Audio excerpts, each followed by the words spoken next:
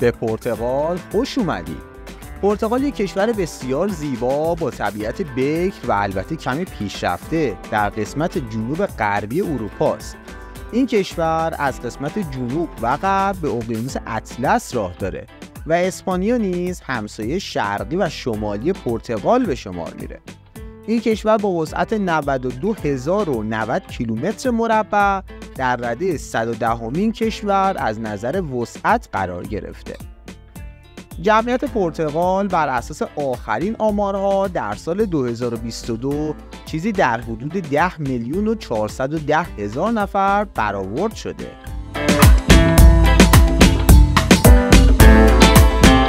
دین رسمی در کشور پرتغال مسیحیت از شاخه کاتولیک رومیه.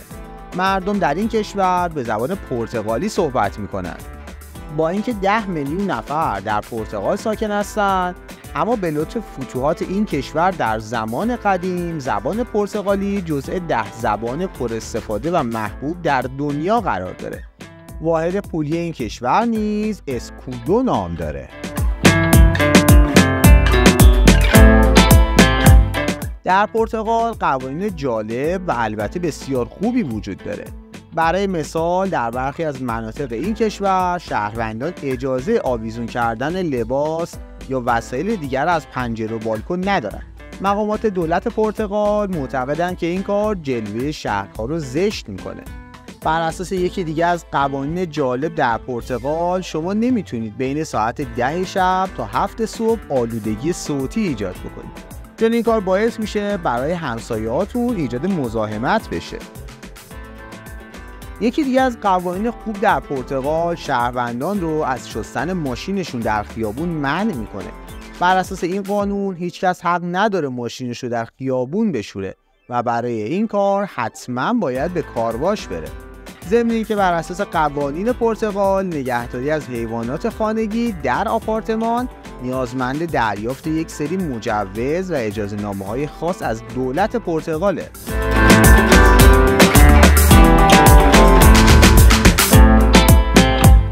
اما بریم سراغ اوضاع کار و درآمد در پرتغال و ببینیم با چقدر کار در این کشور میتونیم یک خونه بخریم. اما قبل از این کار لازمه که بگم ما در چنل کافه جهانی روزهای فرد هر هفته به صورت تخصصی به یکی از کشورهای جذاب و مهم در دنیا میپردازیم. پس اگر شما هم به این دست از ویدیوها علاقه دارید حتما چنل ما رو سابسکرایب کنید. فراموش نکنید که لایک های شما باعث دلگرمی ماست. پس لطفاً اگر از این ویدیو خوشتون اومده حتما این ویدیو رو لایک کنید. اما برگردیم به سراغ اوضاع اقتصادی و درآمد و هزینه‌ها در پرتغال. مشاغل پرتغال عموماً درآمد بالایی دارند. در این کشور مشاغلی مثل مهندسی نرم افزار، دیجیتال مارکتینگ، مدیریت بخش پشتیبانی مشتریان و کارشناس امنیت سایبری و پزشکان و وکلا بیشترین درآمد رو نسبت به بقیه مشاغل دارند. میانگین حقوق دریافتی در پرتغال 2750 یورو در ماهه. بر اساس مصوبه دولت پرتغال کمترین حقوق دریافتی در این کشور باید حداقل 880 یورو باشه و بیشترین حقوق نیز در پرتغال به 12300 یورو در ماه میرسه. البته شخصی که 12300 یورو حقوق میگیره باید از نظر تحصیلی، کاری و تجربه نیز در وضعیت خوبی باشه. در این کشور یک مدیر بازرگانی میتونه بر اساس تجربه و تخصصی که داره 7100 تا 10700 یورو در ماه، یعنی چیزی در حدود 480 تا 710 میلیون تومان حقوق دریافت کنه. مدیران ارشد فناوری اطلاعات در پرتغال میتونن مبلغ بین 7800 تا 10000 یورو در ماه دریافت کنن. البته به همین میزان که درآمدها بالاست، هزینه‌های زندگی در پرتغال نیز بسیار بالاست. برای مثال 1 کیلو گوشت سینه گوساله در مارکت‌های آنلاین این کشور چیزی در حدود 29 یورو قیمت داره. یک مرغ 1.5 کیلویی در این کشور چیزی در حدود 13 یورو قیمت خورده. 1 کیلو توت فرنگی در پرتغال به 7.5 یورو میرسه. البته اینا فقط موارد خوراکی هستش و بخش بسیار زیادی از مخارج مربوط به تامین مسکن در این کشوره. قیمت هر متر مربع خانه در شهر لیسبون پایتخت پرتغال چیزی بین 3 تا 5 هزار دلار تخمین زده میشه.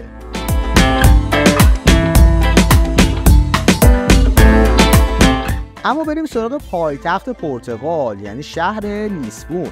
لیسبون پایتخت کشور پرتغاله. این شهر حدود 600,000 نفر جمعیت داره و جزو شهرهای بسیار زیبا در پرتغاله. در این شهر جاذبه‌های گردشگری بسیار زیادی وجود داره.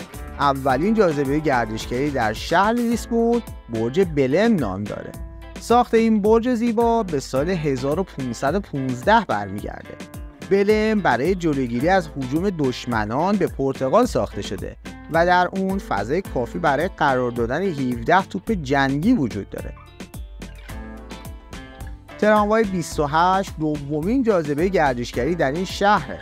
این تراموا یه جورایی نماد شهر لیسبونه. در گذشته از این وسیله برای جابجایی مسافران در سطح شهر استفاده می شده. اما امروزه این وسیله تغییر کاربری داده و فقط برای جابجایی گردشگران به مناطق قدیمی از اون استفاده میشه. آلفاما سومین جاذبه گردشگری در شهر لیسبون پرتغاله. این منطقه بسیار قدیمیه که در اون بناهای بسیار باشکوهی وجود داره. کوچه‌های پرپیچ و خم، محله‌های زیبا و رستوران‌های با غذاهای خوشمزه از جذابیت‌های این منطقه‌ایه که توسط مسلمانان ساخته شده. درست در بالای سر آلفاما چهارمین جاذبه گردشگری در شهر لیسبون یعنی قلعه سائو جورج قرار داره.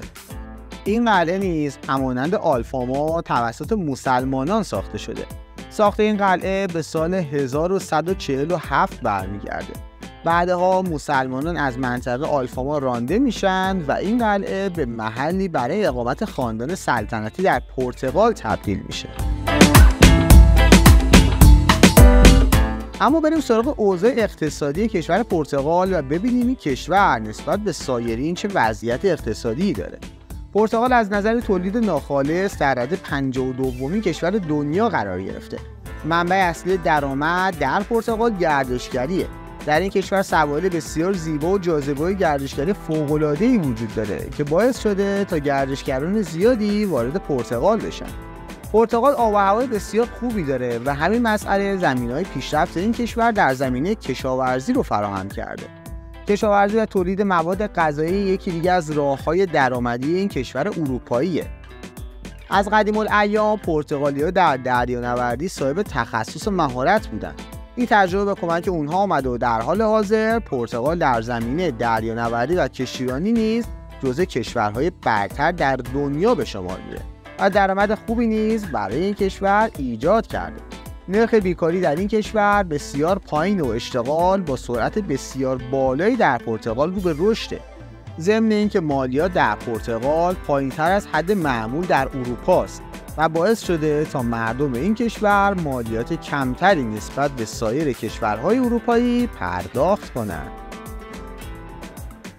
امیدوارم تا شما هم روزی فرصت سفر به پرتغال رو به دست بیارید.